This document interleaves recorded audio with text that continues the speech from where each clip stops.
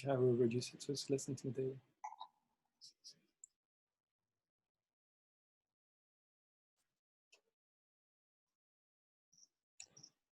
I will let you introduce Eric, or do you want me to introduce, or we wait another minute? We still have some people coming and joining. Yeah. But I can see there's people who are coming through. Sometimes Zoom takes a moment as people are joining. Mm-hmm. More and more people are joining at the moment.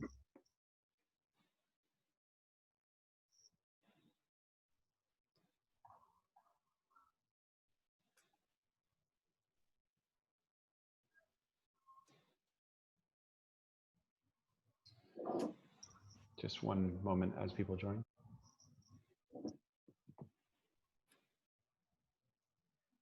Okay, I think we can start. Okay, great.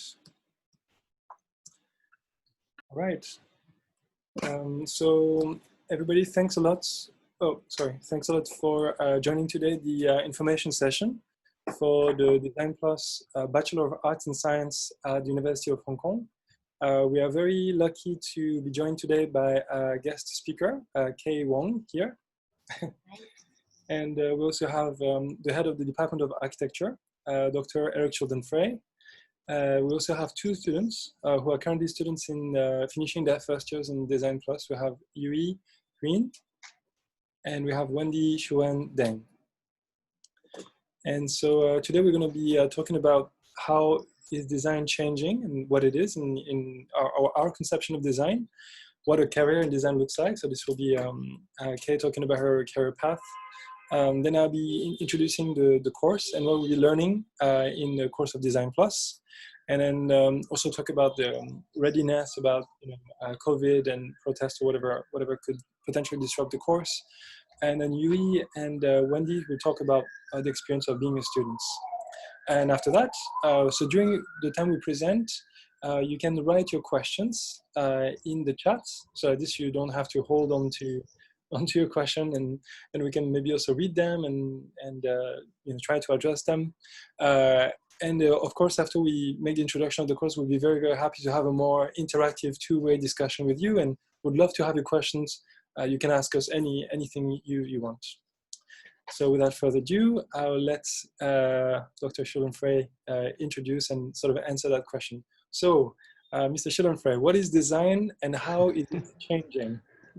Thank you, Cesar, and thank you all for joining us today. We really appreciate it. It's a great opportunity to also have this idea of dialogue, and I know this isn't sort of a format of a presentation, but the questions that come through, those are definitely questions that we want to take on and to answer as well. And if you see someone who already has a question that's very similar to yours, maybe think of a question that might diverge from that question. So we will try to address a wide range of the questions being asked. But I think one of the most essential questions being asked is around the concept of design, because I think for a lot of people, design is this idea that you might design a chair, or you might design a table, or advertisement, or a object or a thing. And for us, design is really about engaging the world, about forming conversations. It's more about collaborating. And so for us, design isn't necessarily the end product, but the process that takes us there. And the process that takes us there is really where our education occurs. And this concept that we don't have all the answers within us, and the answers are by collaboration, by reaching out beyond us in order to examine a problem from many different angles. And at the heart of Design Plus as a program, it's working within this collaborative model to look at the world around us, to examine some of the things that we wish to change within that world, and then to find the means to change them, but by thinking and collaborating with a lot of people in order to accomplish that. And I think a good example is perhaps the next slide of what this might mean is something as simple as the iPhone. And when the iPhone was first invented, what makes it unique was that someone sort of hacked into it and wrote an app on the iPhone, and Steve Jobs got furious that someone else sort of got into his phone by like cracking it open illegally, and he was very upset about it. And then someone else did it, and they wanted to add another function to the phone, And by the time like the fifth or sixth person did it, Steve Jobs got a little bit less mad because he realized actually maybe that's the whole model. Instead of challenging it, he started trying to sue them originally. Instead of starting a lawsuit, he rethought and reconsidered, why don't we join them? Why don't we actually invite them to write an app onto our phones? And that's the thing that made all the difference of the iPhone. So the iPhone we think of, in fact, if you look at the back of an iPhone, usually, so I have a cover, but in the US it used to say, I don't know if it still does, but it doesn't happen in Hong Kong, but in the US it used to say, designed by Apple in California, and then built or manufactured in China. But it's the design in California by Apple that I wanted to harp on, because often we think of design as like the physical object, but I think in this case, it's really not the physical object that's so important. It's actually utilizing and everyone having an opportunity to write something for the iPhone that makes it such a useful tool. And I don't know if you've ever gotten an iPhone or any phone brand new, and as an object without downloading any apps or having anything on it, it's pretty much not that useful. Like it tells the time, it has an alarm clock, but it doesn't have that aspect that makes it so personal, which is your ability to look into all the wider world of the programs you can add to your phone, find the ones that are useful for you, and then connect with them. And then when those apps start running and you can communicate using this device, then it's a completely different device. And we see that aspect in terms of Design Plus. We see that we're trying to find that base of design, but it's actually everyone's voice adding to it that gives this added emphasis about why and how design can be so powerful. And so we want to move a little bit away from the model of design being something that we think of as an object, and more of thinking of design as this collaborative network. And then can you go to the next slide? Sorry, I don't have so this is sort of the history of mobile phones. And there was there's clear trajectory of what a mobile phone was. And I'd have to say like Apple completely disrupted that. And also it wasn't Apple's insight. It was whoever wrote that first app illegally that Steve Jobs got so angry at. It was sort of that illegal act of that person breaking into the phone that then sort of spurred this new idea. And that's also what makes it so fascinating. It was someone like trying to make more of the device than the device was originally even thought of by Apple. And so it's this wave of how technology then transforms. And then the more that we all adapt to the phone, then after we move through the adoption of that technology, then we can actually make it much more useful after that. And after that, everything about how the phone is used is completely transformed. In fact, in surveys now, people are asking different generations, what would you prefer to live without? Your mobile smartphone or your computer? And the younger generation you are, it's the phone that's more important. For the older generations, it's still, at least from the last surveys, it was still the laptop. But it's also, you can see it becomes a generational shift of what is this tool that you have and the power behind it. And the next slide. So we're also thinking about design from an entrepreneur's point of view, meaning we're after innovation, we're after changing the world, and we're after also this concept of the entrepreneur, like a person who will start a business, or a person who will actually engage. And one thing I wanted to note also about Apple is it was, I think it still is, the world's wealthiest company. It has the largest market capitalization, I believe. If not, on many metrics, it's seen as one of the most successful companies in the world.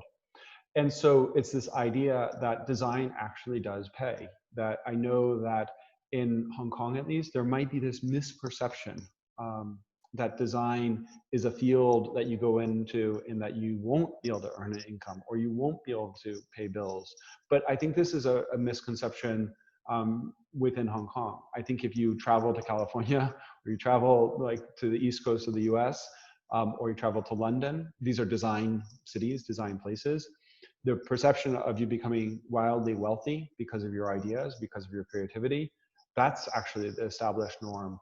So the idea that we really want to like sort of change the perception about design being something that you are a specialist in one particular thing, being more of a generalist who's very good at many different things, we want to open up that.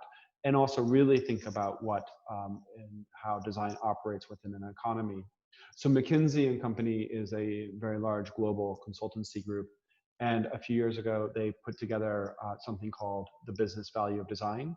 And it looks at how design changes industries. It looks at how the broader scope of design and its impact on society. And it's not talking about designers having impact on themselves about how they design, but with the designer's mind, if you start to think of the iPhone in a different light, it shows that that innovation has a much more broader impact on the economy. And this is what we're also thinking about as well. And maybe on the next slide. And so design is one of the fastest growing industries within Hong Kong, but also around the world. It's a very quickly growing, expanding field. And this is in terms of, these are numbers that are a little bit a little bit older, simply because these numbers aren't always updated every year. But if you look at the growth between 2005 and 2015, it grew at over 400%. So this is sort of a really widely expanding area within Hong Kong, but not just Hong Kong. I think these skills also are expanding and growing everywhere in the world, and design is becoming more and more important. And so we often think of traditional industries of having a huge market, and it's true. I mean, things like real industry where you're actually making objects, but design and architecture and other areas, those are the parts that are growing the most as well. And the next one. And how do we think differently? And really, what is it that we see within design? And one of the aspects of it that we really identify with is this idea of how sustainability is becoming, I believe, more important to everyone. And it's not just important to those who've always thought in a sustainable way, but if we can't actually work with the ecosystems of our world around us, the world will be more and more difficult. And so this idea is that we have to rethink about what and where we gain value. So this example actually shows that a traditional shoe is usually cut from leather, and there's a lot of waste involved. And cows, where we get the leather from, are actually one of the world's worst polluting sources of pollution, because they emit a lot of methane as they eat and process food. And so it's actually, cows are actually one of the worst polluters in the world, almost up there with like airline industry in terms of like how much impact it has on sustainability. And with Nike, they started to think about like all the shampoo bottles and other things that you throw out every day, or that you recycle. And they gathered all those shampoo bottles, all those recycled polymers that you use, and they made it into a thread and knit the thread into a shoe. And so it's basically your trash or things that you discard and give away for free. They'll knit it together and sell it for you back, your own trash, for $1,000 a shoe. And so it's really this idea of still working within an ecosystem, still protecting those bottles from going to a landfill. So there's a sustainable message, but there's also an economic question. So they're basically, as I say at Nike, they're basically spinning your trash into gold because they're selling it back. And so it's this idea that you are always looking for a sustainable future, but the best sustainable future is also one that's economically viable, that you can actually make a lot of money. Because all of a sudden, if you're trying to make money and be sustainable at the same time, it's not a question of to be sustainable and to be poor. It's actually a question of to be sustainable and also to be wealthier. And I think that's true ingenuity. And it's non-obvious, meaning that it's not so obvious to take trash, weave it into a thread, knit that thread together to form a shoe. It took a lot of collaboration. And Nike is one of the companies that, at least I've been traveling to go and see some of their vice presidents and actually some of the people who run Nike, all the way up until the top person at Nike as well, to also better understand their processes. How do they make decisions? How do they innovate? Because to me, it's not a question about turning the thread into the trash from the thread into the shoe. It's a question of what questions did they ask themselves? What is the origin of that thinking, so that we can focus on that conversation rather than the product. So the product, the shoe, less important. It's for us, the thing that's actually vital is to teach how to have a conversation rather than the end product. And is there another slide, Caesar? So I'll pass it to Kay, but thank you. Thank you so much. So we're very fortunate to have Kay here, and I think it's a really good transition, because you just talk about sustainability and the reinvention of the profession of the designer. And so that's the question for Kay, is what does a career in design looks like? Okay, well, so I studied textile design in London. I specialized in print and knit. So shortly after I graduated, I had a very conventional design job in a denim company. And at the same time, I also got spotted by a buyer from Japan who wanted to order my collection. So at the same time, I kind of half started my own brand and worked in this conventional brand. And I realized the very big contrast between what I really wanted to do and designing for someone, where it's all about what's the latest trend, copying a lot. And I realized that's really not what I want to or can do well. So then I went on to develop my own brand with my brother Jing. So maybe I can start with a video to show everyone a little bit about. Should I play some of the music too? Or? Yes, please. 由細到大都係覺得香港係一個對發達人嘅人有一種好嚴重嘅歧視嘅地方咯。絕對嘅啱同錯，對創作嘅人係一種好大嘅挫敗感。好強烈感受到香港需要有一個發大夢嘅王國。所以我哋就想通過 Daydream Nation 去捍衛翻呢啲發白日夢嘅人。So this is a show we did in London by the South Bank. It's a quite specific show. And then this is our second store. 做咗自己嘅品牌1年，就發現哇，一個人做得好吃力，時間有啲悶咁啦，自己一個正值忙，啱啱畢業喎，打電話俾佢，想唔想一齊試？咦，可以喎！我係舞台設計同埋舞台導演背景嘅，我自己覺得做衫可以加入講故事嘅元素，咁啊令到我哋每一季嘅衫變成咗時裝劇場嘅混合。Collaboration. 一定係 good idea， 但係要抽到貴。做咗一個大型嘅 fashion theatre， 係劇場，我甚至唔係 theatre fashion 做，前後大概有50個人參與。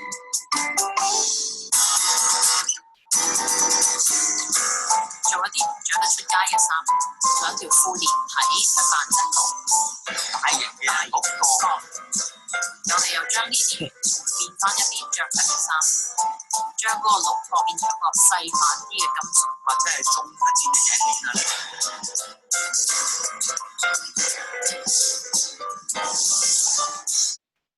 點解會咁印象深刻咧？係我諗喺倫敦嘅表演係最能夠做到我哋想做嘅嘢，一種好大同嘅交流。我哋做咗鋪頭之後咧，就有呢個空間可以實踐呢件事。去好多 pop up shops， 係可能邀請世界各地唔同嘅 designers 嚟香港，邀請好多我哋嘅身邊嘅藝術家嚟免費俾佢哋做展覽，請一啲唔同嘅人嚟交流，等一啲可能本身對設計冇認識嘅人都可以接觸到原來生活上嘅另外一啲可能性。我哋覺得香港係好需要一個空間。Okay, so that's kind of, I think you can get the feeling of this crazy brand I ran with my brother. It was bringing fashion together with theater, storytelling. Every season we told a story through our collection. So it was kind of like a playground for us to kind of express ourselves through fashion. So that's the daydream part. And the nation part was, as you can see, it was a lot about collaboration, bringing people together. And so when we had our first store in Wan Chai, we it was really crazy. We did workshops not every evening, but like weekends, some evenings. We did an exhibition every 2 weeks. Wow. Events every month. So creative people would just like come together. So I guess just to answer your question, we kind of really defined our own career or our own brand and mission path a step at a time. So first we thought, okay, maybe, I mean, we didn't really think profit-wise what to do, but we just did what we felt was right, what was missing in the market, like something really fun, crazy. No one was really doing fashion theater like we did. So I think that was what stood out and won us prizes in Italy or Hong Kong or different places. And that's how I think people spotted us and liked this kind of crazy spirit. So that's how we developed our collections every season, color, bold, fairy tale stuff. And it brought us to different countries, like selling in all over the world, having our agents in Japan, Korea, and then having our first, second, and third store in Hong Kong. Wow. So we grew into a team of 15 people at the peak. Wow. So that's the first part of the career. My career. What's your first career? And then also, of course, my brother went into music. So he also he changed his career into putting music as his, so he became a singer-songwriter, theater person. So left me running the business, and I realized, okay, it's really stressful to be thinking about just collection upon collection. So it became like quicker and quicker, and also buyers' demands were like, can you do things cheaper, more styles? And it was just like, oh my God, what am I doing? So at a point in 2014-15, I started to is it this one? That's us. Us from different stages. So there's one of our shop. The first shop in the middle is in Wan Chai, and then this on the right is K11. Yeah, so that's when things started to go a bit out of hands, and too big, too fast, and a bit too stressful. And so I had an opportunity. I got this award to go abroad for 1 year. So I picked to go to Copenhagen, and that's where I took a little break.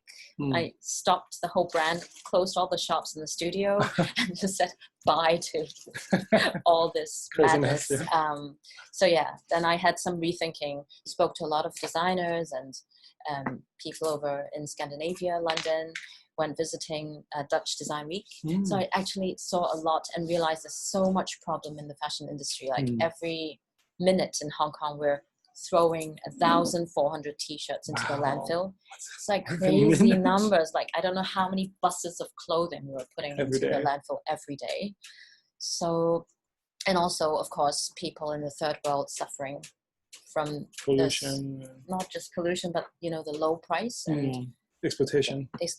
So I was just also asking myself, why am I doing this anymore? And there's so much problem we need to address instead of creating them. So I decided to give myself like different challenges, like not buying new clothes for a year, not using virgin material.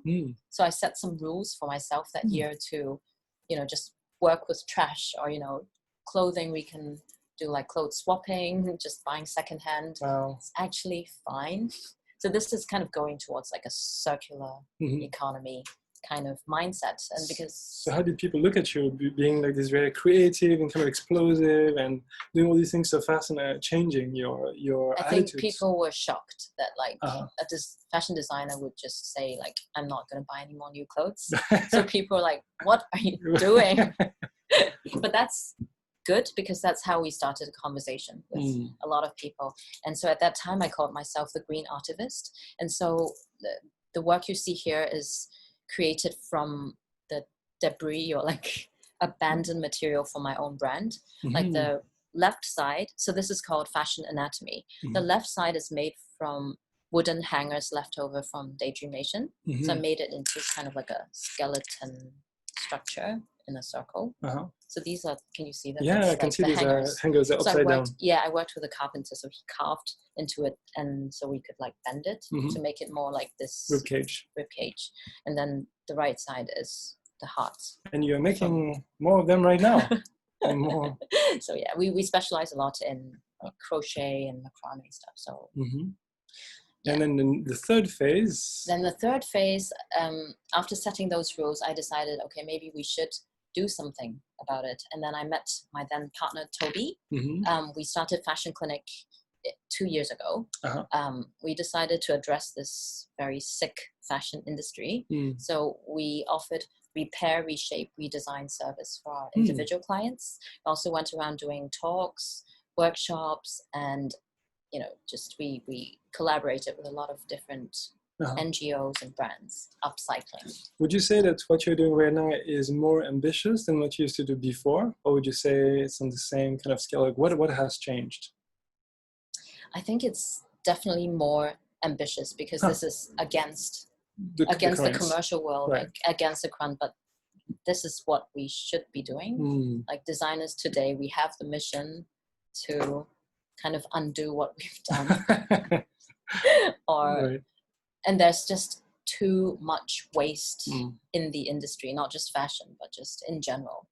So I think it's a solution, like we have to think of solutions for all the problems, but at the same time, I think upcycling or making use of trash is actually a way to save money. This is actually, I think, a viable way of designing. So an example would be like now I'm working with a lot of shops I used to work with before. They are facing a big problem with not being able to go to fashion shows now. And then people are not really buying as much as before. So they're cutting budget, but they still need new clothes. So now I'm working with a lot of them are saying, we have so much dead stock, what do we do? So just hack them, just reinvent with the material. So now we're looking into like the dead stock of these like amazing shops, like really high quality, nice design stuff, but just somehow people think it's like old. So now we make it into new stuff and then put it back into the shop. So I don't have to buy any material, like very good quality. It's already there. Raw material that we can work with and turn it back into money. And then they are responsible for selling it. So that's like quite a nice role. And so we are so this is your third sort of fashion related career. And then we are in your studio right here, and you have people working in your team here, the sewing machines, just to show your environment. And so that's so do you see yourself as a fashion designer or not really? I mean, if I had to tell somebody simply just anyone, then I would say fashion designer, but then sustainable fashion designer. Thanks so much for sharing. So I'm sure there's a lot of questions that are going to come up. Thanks so much for sharing. So the next part, I'm going to ask the question to myself. So what are we going to learn in the Design Plus? So you've heard the introduction by Professor Dr. Schuldenfrey and Kay.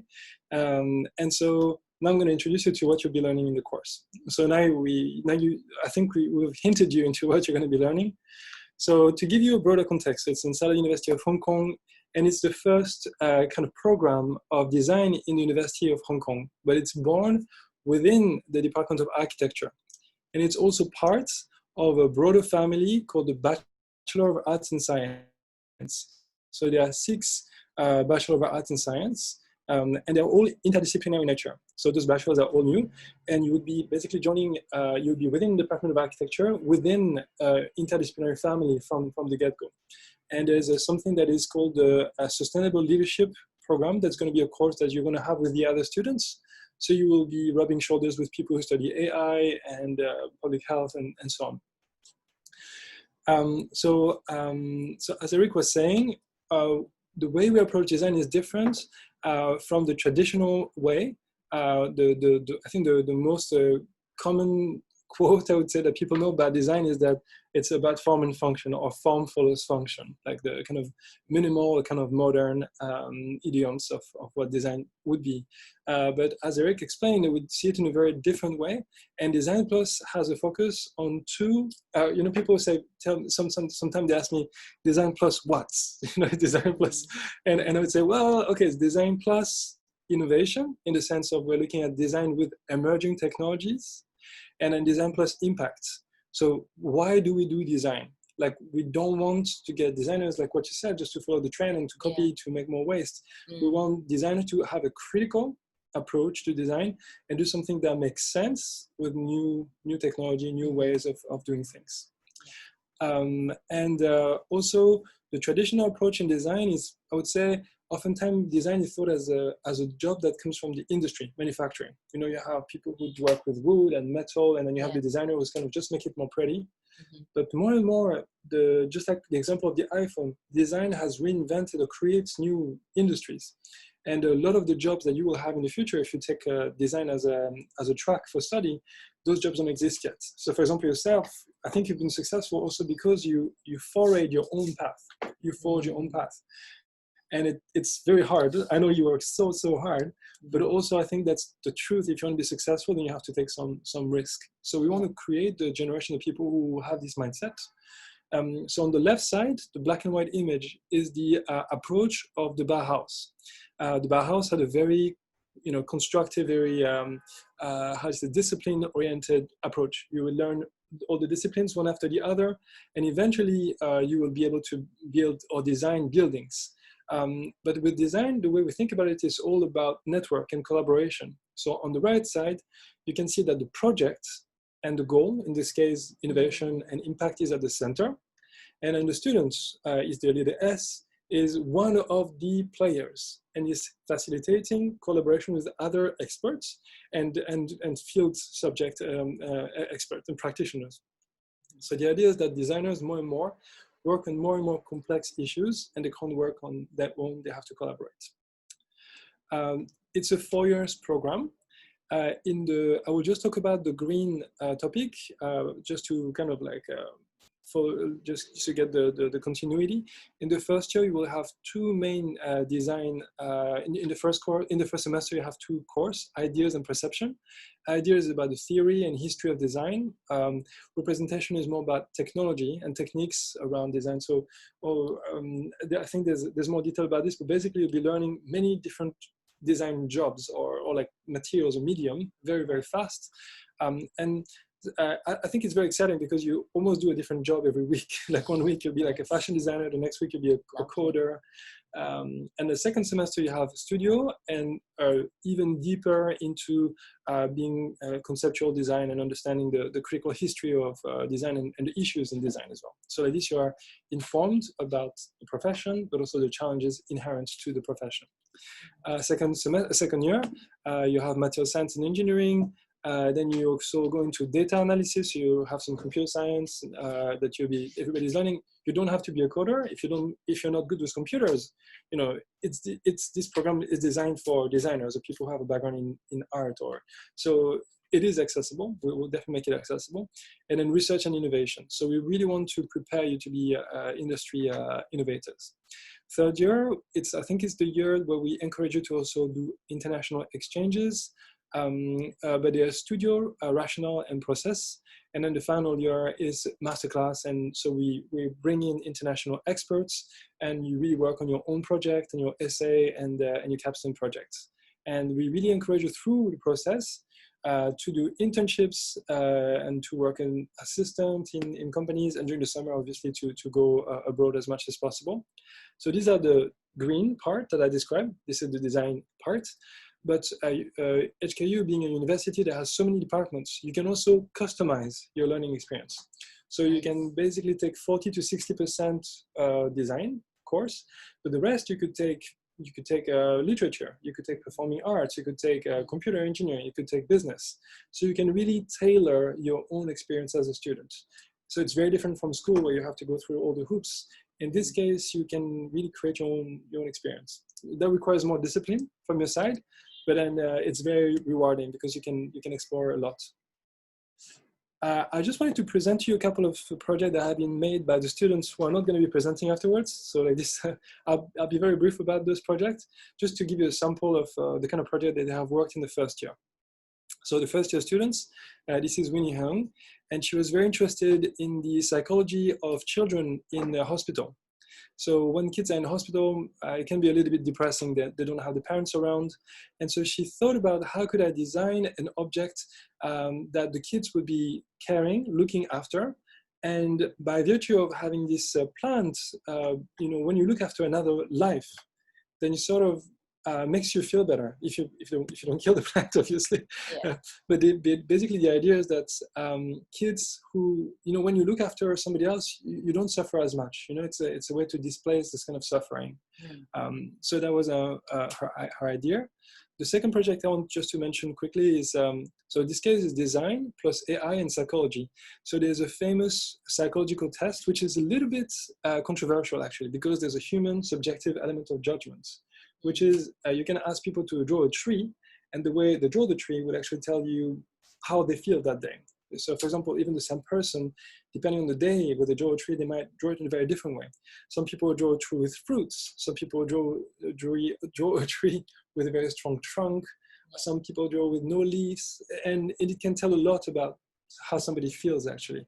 And so the students ask all these classmates to draw different trees and look at psychological tests and analysis of those different types of trees that people draw, and train an AI to analyze with less bias. So the idea is, could use AI to actually understand human emotion even better. The third project, this is a very short course that we do in the summer. We're actually offering this course again this summer for the students who are interested in having an immersion. We call this a career discovery program. So if you're interested in design, but you're also interested, I don't know, in engineering or mathematics or finance, you're not sure, you could dip your toes in a 2 weeks program we're going to be running in the summer. And so these were high school students who took our Design Plus summer course. And the question is, design embodies ethics. So all the things that you mentioned, they embody your ethics. Like all the space here, I can feel and breathe it. Like every book, everything that you do embody your values. And so we ask the students, what are the things you really care about? And then design for that. And we did this design session, well, it was during the protests. And so some of the students who are high school students, they say, well, what I really care is I'm afraid my friends would get injured. And I'm also afraid that the policemen will get injured. Like there's so much violence. So they wanted to do something that's apolitical and that's trying to bring people together and create like a space of safety, basically. And so they designed this deployable structure, which is a tent, and they call this peace bow. And so when there's a protest, then it's clearly a place that is a shelter. And the policemen who are injured or the protesters that are injured can go inside and get the pepper spray out of their face, or they could get to a place of safety, basically. So what I'm trying to convey is that in the Design Course Plus, it's not really only functional design. It's not only technical. It's always looking for a form of innovation and technology, and also like a very strong purpose. And also I just wanted to talk about some of the projects that I do in my own personal practice. My background is actually in the arts and design as well, but more and more I work in the world of engineering and science. So I have a company called Makerbay, which is a makerspace, and also have an ocean robotics company. Actually, that's the reason why I came to Hong Kong, is because I used to be a researcher at MIT in the US, running a project there. Then I moved to San Francisco because it was supposed to be the innovation capital of the world. And then I had to manufacture my robots. So I came to China to manufacture my robots.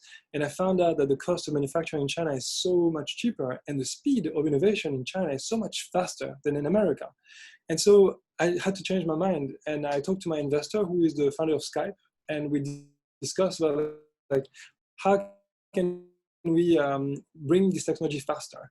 And then after a quick conversation, it was very clear that coming to Shenzhen and Hong Kong was the right combo. The freedom of Hong Kong, the speed of manufacturing in Shenzhen was the perfect combination to bring these robots around. And so that's how I came to Hong Kong. And the robot we're building right now is a coral reef mapping robot. So this was a project started, self-started with a group of students.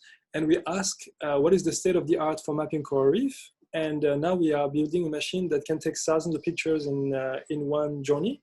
and then we use cloud to map those coral reef pictures. And now we're training the AI to identify corals and know how much coral reef there is and what is the health of the coral, because coral reefs are dying really, really fast, and it's a huge, huge problem. And the students you see on the bottom right are HKU students that got a grant from HKU to go to the Philippines. So we took 12 students from HKU to the Philippines to build robots in the forest and test them in the fields. So it was a really, really fun experiment. So they're students from engineering and business and design, and we did this together. So the profession that we're preparing is not one particular field of design. These are different designer profile that we've selected. Jane Chen, she was in Stanford in the D school, and she designed like a sleeping bag for babies that are born too early and cannot keep their own body warmth. David Benj, and she served almost 1 million babies in the last 10 years. So she dedicated her life now to that cause. David Benjamin, who is an architect, designed bio bricks that can biodegrade. So you can build like temporary buildings, and they are living buildings essentially. Elaine, she's actually is in Hong Kong. She does intelligent textiles that are responsive textiles that have electronics embedded inside of them so they can be responsive. Manu is designing $1 microscope. It's a microscope that costs less than $1 to make. And you can carry in your pocket so you can study the environment around you. And Perry studied Kickstarter, which is the famous platform, but he actually was a DJ. I met him when he was a DJ, and now he's like a multi-millionaire. And so all these people have a designer approach to solving problems. And so, So that's it for our presentation. And now I'd like to ask the students of Design Plus, how is it to be a student in Design Plus? So Yuri, I think you're the first to go. How is it to be a designer, to be studying design at HKU Design Plus? You are muted. Yeah, so hi everyone. So my name is Yui. I'm a student studying Design Plus. And so basically, I want to talk about what's on the screen first, about the project that I've been working in, and I'll go on to talk more about how is it being a design student. So the project that I worked on, and that's shown here, it's called MediBlocks, and it's something that I was very interested in at the time of making something that's integrated with the human body, something that also is sustainable, and something that grows with the human body. So at the time I noticed that there's a lot of dermal patches that we use. That's like, like a salon pass, like something that you use when you have like aches from playing sports. And a lot of them are from plastic, and it's not very sustainable. So I wanted to develop an alternative that's more customized to your body. And so so that's why I came up with this project that has integrated electronics that's also biodegradable and responsive to your body. And so I think that's where I think that's a great thing about being a Design Plus student, is that you have the ability to sort of make your own projects that's interested for you, that you are interested in.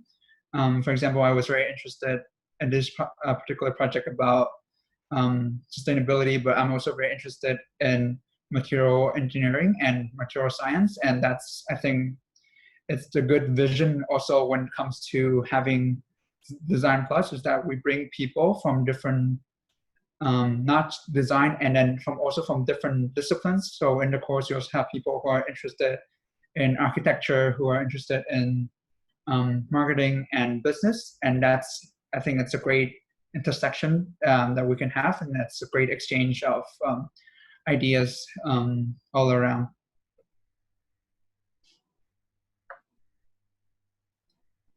Okay, thank you, Yui, for sharing, and good afternoon, everyone. I'm Dou Shuwen, and you can call me Wendy.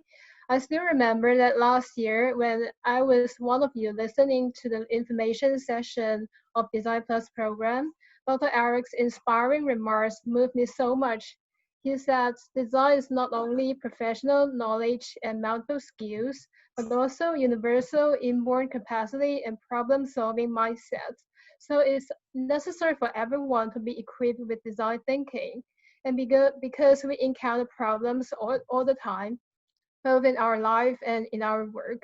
Since then, I was inspired to shoulder the duty of promoting innovative education and willing to join the Design Plus program. Because I dream of inventing own projects to assist the 17 United Nations Sustainable Goals, like cultural heritage protection. However, the absence of systematic design training and prototype capability were my headaches. So in this sense, Design Plus program fits me very well because Design Plus courses structure combines theories and practices. So you can see in semester 1, Design 101, the ideas course teaches us design strategies and also industrial design history. And for this slide, the Design 102, the representation course, it teaches us multiple skills and materials. So you can see from week 2, from wood metal to textile, and also 3D prints and electronic, Internet of Technology and robotics and AI. And for this semester, I think this latest design technologies applies to us very advancedly. And Mr. Caesar and Dr. Eric also invited guest speakers like Ms. Kay, who are top in diverse domains, offering advice and resources like internship chances and network. They gave us proper feedback and encouragement to us all the time. So I improved myself comprehensively from zero to a designer confident to explore various design fields. And next slide, please. Yeah, so you can see this is our week 3 contents. The graph on the left is our fabric sculpture learning with some melting wax applying to the fabric, and then you flip it when it dry, so it can stand on the table and have an arc shape. So yeah, and from the right is a recipe. Yeah, it's the recipe with Maker by Miss Maria. We explore diverse materials of biodegradable and invented our own recipe and test play with those different features. Next slide, please. Yeah. For instance, and this is my art political campaign against the demolition of Singaporean Sentosa Merlion last year. Sentosa Merlion is the largest 24-year-old Merlion, which is the icon of Singapore. The Singaporeans signed petitions against the governmental decision, but they failed. And meanwhile, the movement dominated in Hong Kong at that time. And Hong Kong people wrote their voices on pieces and attached them to the lantern walls. So I was really moved by both Singaporeans and Hong Kongers' efforts. So I intended to honor and commemorate my beloved Sentosa Merlion by creating this campaign called the Lantern Merlion, by collecting those petitions and comments online, and then create the Merlion's main body. Next slide, please. Yeah. And moreover, Design Plus motivates us to care about the society and our environmental issues, to stretch our potentials, to learn interdisciplinary knowledge and skills, to reach out to domain experts, and eventually prototype our ideas and tests. From the perspective of career, Design Plus trains us the whole creative process and entrepreneurship. We experience many occupations like market research, data analysis, project management, design, marketing, graph process, video edits, and presentation, also the web design. We learned budget and time control, adaptability to the ever-changing conditions, negotiation with suppliers, collaboration, and communication. And for example, Yui and me did the winter internship in Maker Bay last winter in Xinwan. We assisted to make art installations called A String Theory and Sympoetic Landscape exhibited on the City Biennial of Urbanism and Architecture 2019. We were so lucky to cooperate with Caesar's father, the Japanese sculpture master Tetsuo Harada. And from this work, my skills of screwing nails, like cutting the wood, resin fabric sculpture were enhanced. And I also bought fabrics in Yangzhou Street Bazaar. So I practiced the price negotiation and had a deeper understanding of the zigzag creative process and project management. And next slide, please. Yeah. So this one is the project of Symposiatic Landscape. And I sincerely wish you guys to join us because we can inspire more people and change the world together. And because today the decision you make will be marked on your tomorrow's history. Yeah, thank you. Thanks so much, Wendy, for sharing as well. That's wonderful to hear your experience, and thanks for sharing what you've done with Mekabe and at HKU as well. So there's a booklet that we can share in the chat. If you're a foreign student and you're not from Hong Kong, it's got some information about Hong Kong life in general. If you want to be living on campus, for example, if you come from abroad, there's some good information there. We also want to give you as well the general information about admissions. So here, if you want to scan this QR code, this is the QR code for the page that links to the admission page. So if you're interested in joining the course, basically you can go on that page. It's important to stress that the deadline for JUPAS is on June the 3rd. So it's fairly soon. And the other thing, for international, it's a bit later. So it's on July 15th, so you have a bit more time. But I really, really encourage you to create a portfolio. And in a portfolio, it can be anything from drawings to a piece of writing or software, or even like pictures from your travel. It can be your journal, anything that can help us to understand who you are as a person. We're interested in diversity, so it's not about showing us amazing designs. It can be really about anything that represents you. We're trying to create a diverse class. That's the goal of the selection. So don't be shy and think you don't have the right thing. If you're very good at spreadsheets, that's great. Like share whatever you think makes you special, basically, something you're passionate about. I think this is it for our presentation, unless maybe you want to add something, Eric? No, I think this is a good time for questions. Although I love spreadsheets, so I'm very enthusiastic about Excel as a form of creativity. I spend more of my life in spreadsheets than I ever dreamed I ever would. But you can find some interesting answers within spreadsheets that you wouldn't be able to identify by organizing information. And so that's why I'm actually quite drawn to them, is that they become this weird tool. It's not like a memory or a form of like, it becomes actually analysis and a form of thinking in a way. But when I first used spreadsheets, I never used it the way that I use it now. So that actually also evolved. But that line resonates with me because I actually do spend so much time both in creative realms, like what you would imagine to be pure creativity, but also things that you might not imagine to be pure creativity, but actually can be as well. I see a question that I really, that sort of deeply resonates with me in the chat, talking about the general market perception in Hong Kong. Mm-hmm. And also, I don't know if other people have had a chance to read the question, but really bad design, a lot around marketing, monopolies, and there isn't as much opportunity. And they're sort of lamenting on the fact that this doesn't only apply to design in a more conventional sense, but actually all aspects like architecture and also service and other product. So it's actually all aspects. And I think that's actually one of the things that we're very dedicated towards, is that we also see and identify this problem. And it does resonate with us. It's one of those problems that we want to address. And instead of trying to address it almost like case by case, it's like if we can build a little bit more collectivity in it, and through being able to rely on one another, I think we can start to address these issues. So the concept about being able to rely on one another has already been expressed today, but that's also the plus in Design Plus, is that by having more than one disciplinary set of understanding among a whole class, or like one cohort, you begin to rely on each other a lot more. So if there's one person in the class who's great at mathematics, you might draw them into a project in a different sense. And if there's another person who has a lot more engineering or even social science skills about how to interview and ask questions, you can draw on each of those people to start to address a problem.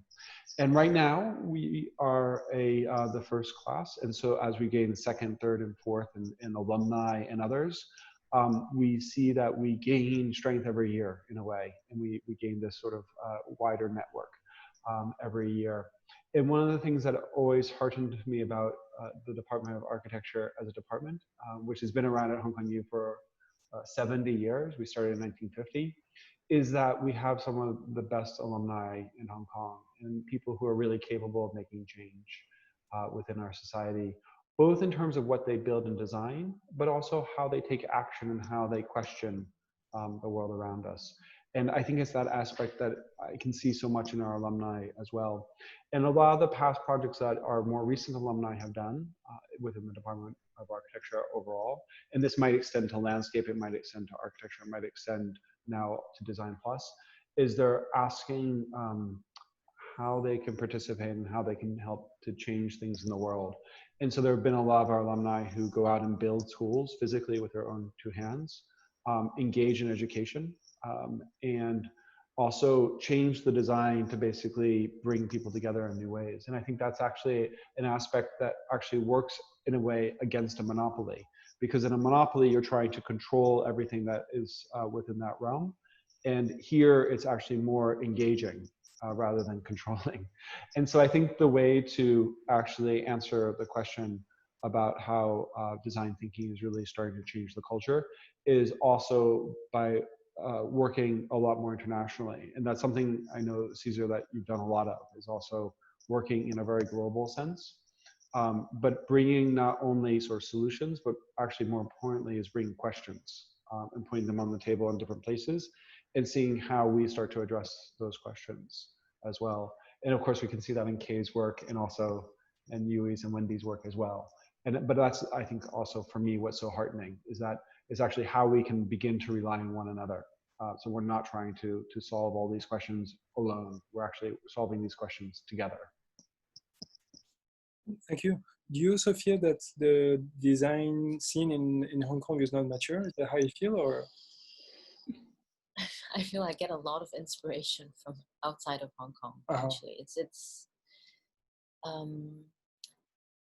we say a lot that we feel the education system in Hong Kong, there's a very absolute kind of what's right and what's wrong, what's black and what's white. Strict. So I think people in general are just afraid of making mistakes.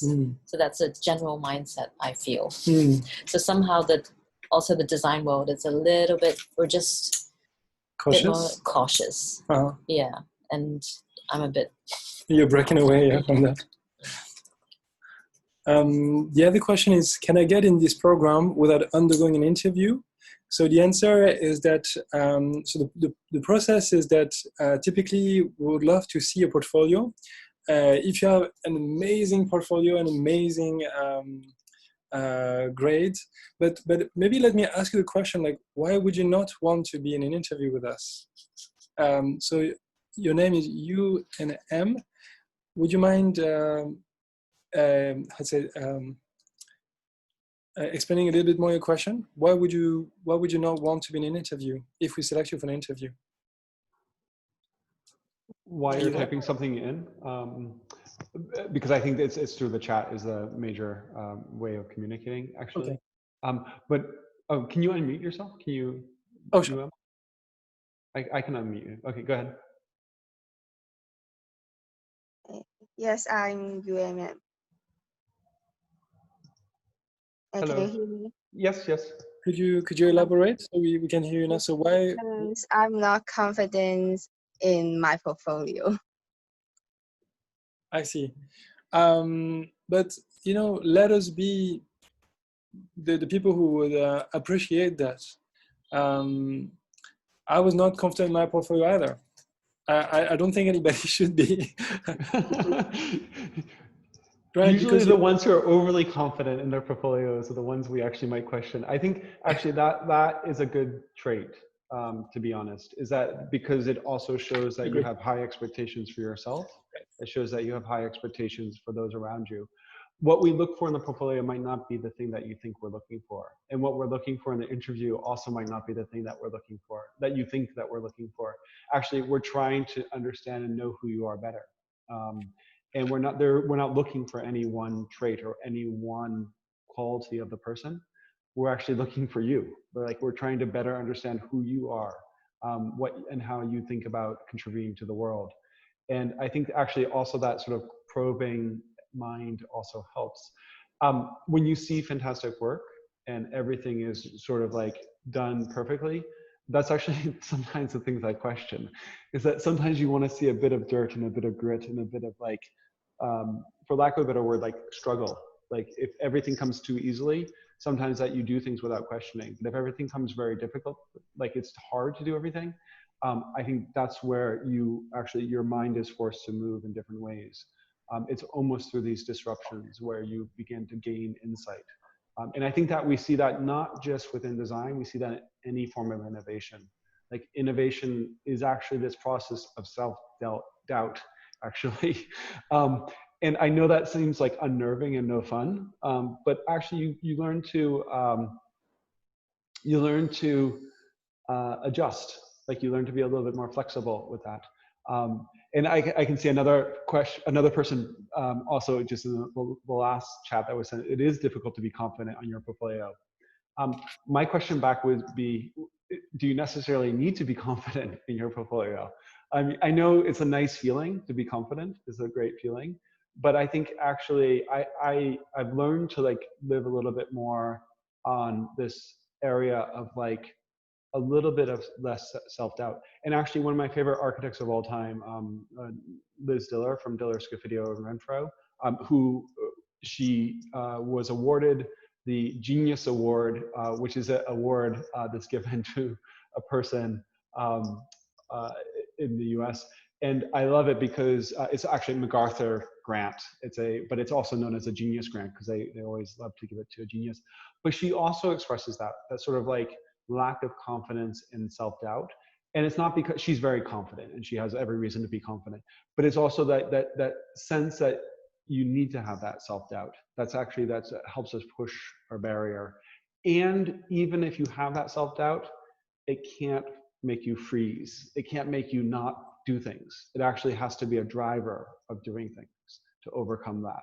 If you have self-doubt and you freeze, that's a problem. But like freeze by like not moving, not doing anything. But if you have self-doubt, but you're able to still do things every day, that's something, is resilience. It's actually being able to overcome that I think is important. So I would definitely encourage you to have no fear, let's say. I'm not going to say don't have self-doubt, but don't have fear as well. Yes, thank you. There's a question for Wendy, I think, the multidisciplinary work in the program. I haven't had a chance to read the whole question, but Wendy did pick up upon the multidisciplinary aspect. I don't know if anyone else wants to, I can finish reading the question, but I don't know if anyone has had a chance to read the question and might want to pick up upon this as well, either Wendy or Kay or Yui. If you want, you can answer it. I'm also happy to answer, but I think it's aimed at Wendy. So if you had a chance to read it, Wendy, you can answer it. Oh yeah, so I can further develop on the interview because actually I got the interview chance very luckily because on that day I was informed that, oh, you got the interview chance in the morning, and then I started the interview in the afternoon. So I actually have no time for preparation, and then actually Mr. Caesar and Dr. Aaron interviewed me for the details of my portfolio, like what did I think about this issue and how did I think consider different reasons for my design, like the cultural reasons or any economic considerations or sustainable regards and so on. And also how did I really do the prototype? Because I think this program really focuses on the prototype ability cultivation, and also the test and whether you really test your idea and how's the feedback and did you revise it and practice the creative process again and again. Yeah, thank you. So I see questions. How do I submit my portfolio and application for this program? That's a very easy question. If you go on the website, of which there is the the QR code in here, then you will be guided through a process of uploading a PDF. So that's a very easy question. There's another question about collaborating with students from other departments. I mentioned in the beginning of the presentation, you're going to be part of a cohort of Bachelor of Arts and Science, and actually you're going to have some mandatory coursework with those other department students. So there are some which is mandatory, and then we strongly encourage you to actually reach out and work with other students, because we believe that's really very enriching. I personally, I'm in the department and the Faculty of Architecture, but I'm also part of the Ocean Research Alliance in life science. So even if I'm in architecture, so faculties and working across departments. I can see that there's a question about architecture. So does the course, so maybe this is for Eric, does the course provide design opportunities related to architecture? I have heard many design opportunities related to textile engineering, but not architecture. Because you're the head of architecture, I think you can answer that best. Yes, okay, thank you.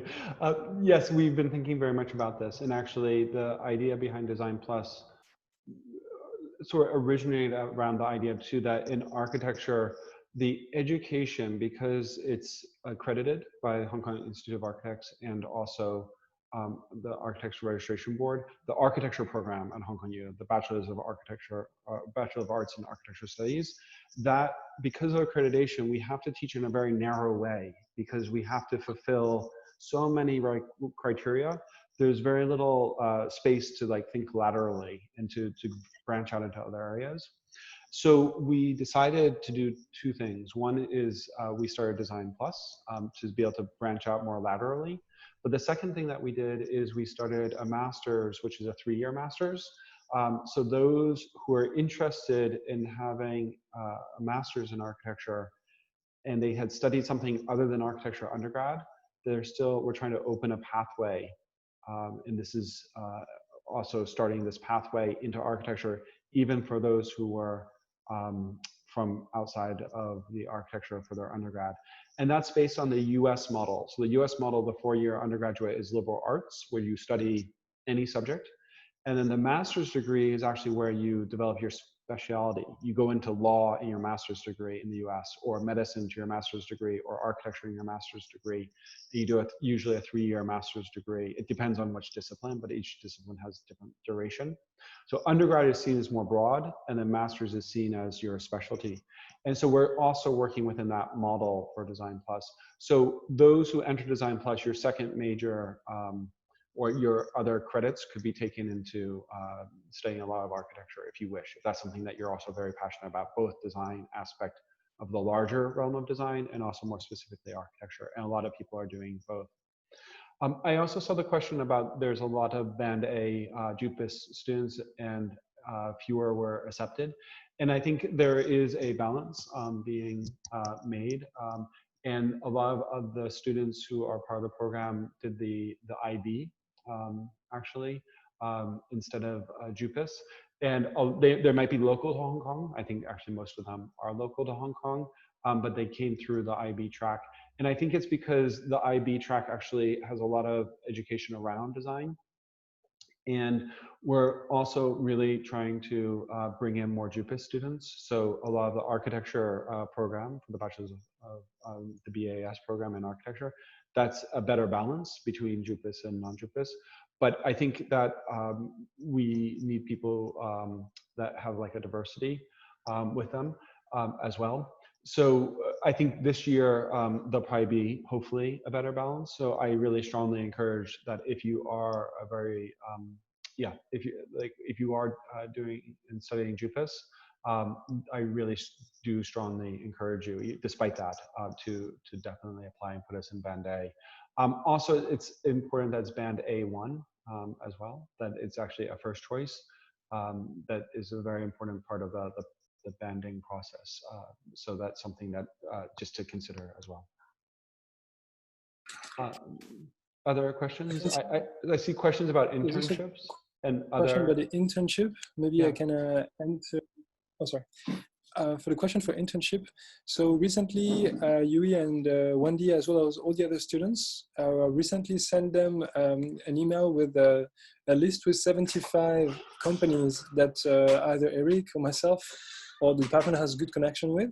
So we are we have a lot of connection in the industry, not only in Hong Kong but all around the world. Like each point that you see on the map is a company that we have a relationship with, and that we can essentially introduce you to if you're interested to do an internship abroad. So even in places like Africa or the Nordics, so there's lots of opportunities for you. And I had some happy emails recently, students saying, hey, I got an internship abroad and I didn't believe into it, and I sent my portfolio. I didn't believe that they're going to take me, but I'm going to do an internship over there. That's that makes me really, really happy. So we definitely encourage you to study abroad and to work abroad.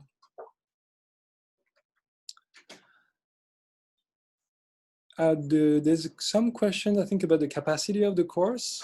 How many students we're going to be able to welcome in this new batch of first years? Maybe that's a question for Eric. How many students will we take this year? We can take 17 students. And so it's also about finding the right balance between the students. And there isn't any particular type of student that we're interested in. We're just interested in very passionate people who have their own set of ideas as well. So I think it's really about really gaining this diversity with every class.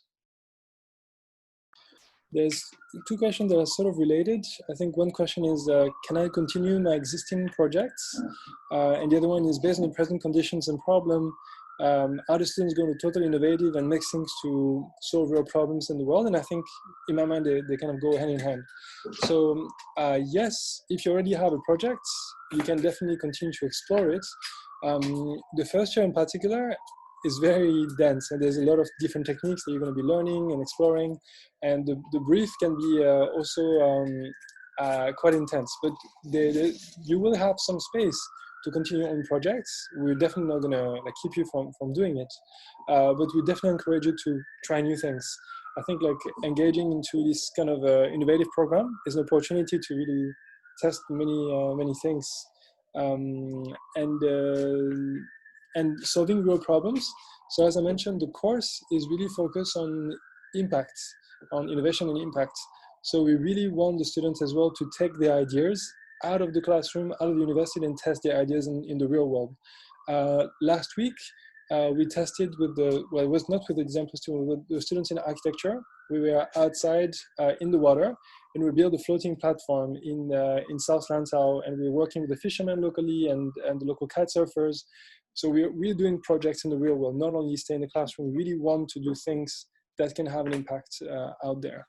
So it's not only accepted, it's strongly encouraged to do something real. I see another question about the graduates who produce almost any physical products in their job. I think that also it's learning how to produce physical objects and products as well, meaning it's also not only knowing the skills yourself, but also reaching out to be able to have a better understanding of how to fabricate and manufacture.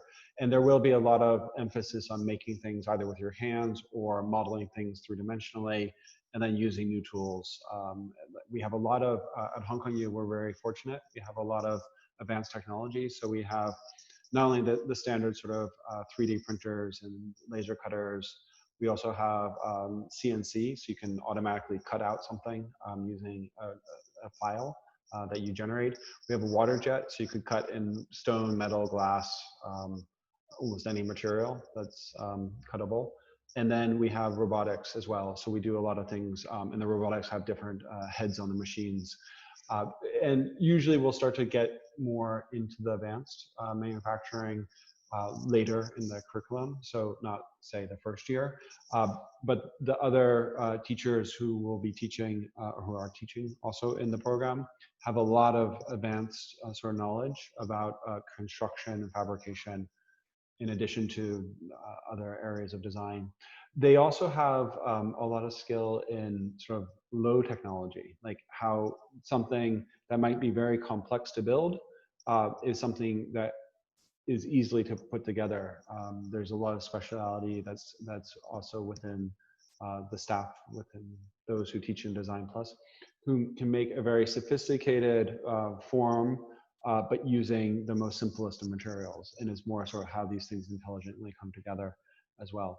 So it's really, there is a lot of emphasis though on like new techniques and new ways of thinking about how manufacturing occurs, and also to make sure that we are teaching sort of like the foundations of how to make things. There's also I think I just saw Elaine Ng's work passing by, where she's a great example because she puts together traditional fabrics and textiles that go back thousands of years with the most modern materials, like interweaving in materials that change when you put light on them, so they're bioluminescent. Or she weaves in like copper and metal into the fabrics so that they can transmit electricity. There's different ways of thinking about how, let's say, electronics can interweave with fabric in order to be able to do and produce different type of ways of recording and responding to the world. And so it's things like that that we're bringing through too. There's a question about how many, oh, this is the architecture question, but there aren't any like hard numbers about how many seats for JUPAS, non-JUPAS as well. So that is also something that there is some flexibility to. We usually have some sort of like more wider sort of brackets that we work within, but we don't have any hard numbers about how many of each program. And as you can see, Caesar's playing a little bit of the film. If you haven't watched it, I recommend that you do watch it. It's online, so you can see that there's a Faculty of Architecture, just actually on the website for the Faculty of Architecture, there's a Design Plus film, so it also can tell you a little bit more information. So let's see if there's any questions that haven't been answered, but maybe if not, we can start to wrap up now. I see there's, okay, thank you, Caesar, for sharing the film. But if there's any question that you think that even if you wrote the question yourself, you really want us to return to it, maybe just copy it back in. I'm just sort of scrolling myself if there's any large question that we might not have had a moment to get to. But if anyone has one last question, perhaps we can also tackle that. There's one question about the exchange in the third year. So it's when we showed the slide about the curriculum, the third year had studio in the third year. So they say, how can we essentially go on an exchange if there is a coursework? Hong Kong U has lots of exchanges as a university, and we're really emphasizing the exchange opportunity in the third year because that's also a good time where you know enough about Hong Kong U. And that's a good time then you bring the knowledge of our institution elsewhere. And we will have exchanges both that are set and established by Hong Kong U as a university. And there's a huge range, all global exchanges. And then there's also specific exchanges that we think are very valuable from the viewpoint of design, is that it's universities elsewhere in the world that also have a certain way of thinking about design. And in architecture, we've always had a very strong exchange program too. This, hopefully, by the time you're a third year student, COVID has been addressed in a very sort of conclusive manner. But that is something also we're being very flexible to on as well. Any other questions? Yeah. So I think maybe we wrap that up for today.